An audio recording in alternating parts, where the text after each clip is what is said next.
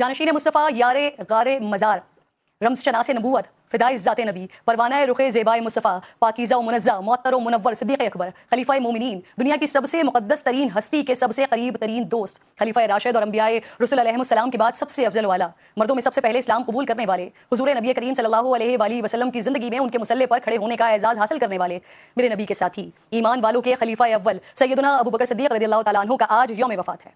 हुज़ूर नबी करीम सल्लल्लाहु अलैहि वसल्लम ने इरशाद फरमाया, अगर मैं किसी को अपना खलील बनाता तो वो अबू बकर को बनाता, लेकिन वो मेरे भाई और मेरे साथी हैं।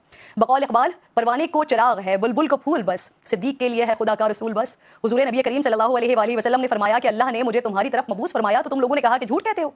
सिर्फ अबू बकर ने कहा कि आप सच्चे हैं। यही नहीं, अबू बकर ने अपनी जान और माल से मेरी मदद की। जब हक का इजहार मुश्किल हो रहा था तब अबू बकर ही थे जिन्होंने सरेआम ऐलान हक किया। हज़रत अबू बकर सिद्दीक़ रज़ियल्लाहु तआला अन्हु ने नबी से इतनी मोहब्बत की कि उम्र भी उतनी ही पाई, यानी 63 साल। मौला अली करमुल्लाह वजहुल करीम ने जिनके इंतकाल पर फरमाया, ए अबू बकर अल्लाह आप पर रहमत फरमाए, आप रसूल खुदा के दोस्त थे और आदत अतवार रास्तबाजी और फजलो बुजुर्गी में रसूल खुदा से सबसे ज्यादा मिलते थे। जब रसूल अल्लाह को मक्का से हिजरत करना पड़ी तो उस वक्त भी हम सफर सिद्दीक़ अकबर थे जिनके बारे में कुरान की आयत नाजिल हुई। दो में से दूसरा यही वो सफर था जब हुजूर के पांव जख्मी हुए तो खुदा के महबूब ने जिनके शानों को शर्फ़ कबूलियत बख्शा वो सिद्दीक़ अकबर थे। हुजूर नबी करीम सल्लल्लाहु अलैहि वसल्लम ने इरशाद फरमाया, ए अबू बकर तुम हौज़े कौसर पर मेरे रफ़ीक हो और तुम गार में भी मेरे रफ़ीक थे।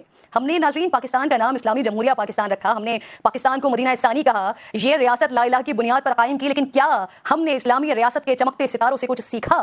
क्या जरा बराबर भी निज़ाम हुकूमत में हमें उनके दौर की शबीह नजर आती है? क्या हमारे हुक्मरानों ने सिद्दीक़ अकबर की तरह अपना वजीफा मजदूर के वजीफे के बराबर मुकर्रर किया? क्या सिद्दीक़ अकबर की तरह हमारे हुक्मरान इक़्तिदार में आकर अपना कारोबार बंद करने को तैयार हैं? क्या हमारे हुक्मरान सिद्दीक़ अकबर की तरह खुद को एहतिसाब के लिए पेश करने को तैयार हैं? क्या हमने सूद की लानत को खत्म करके ज़कात का निज़ाम दुरुस्त अंदाज में राइज किया?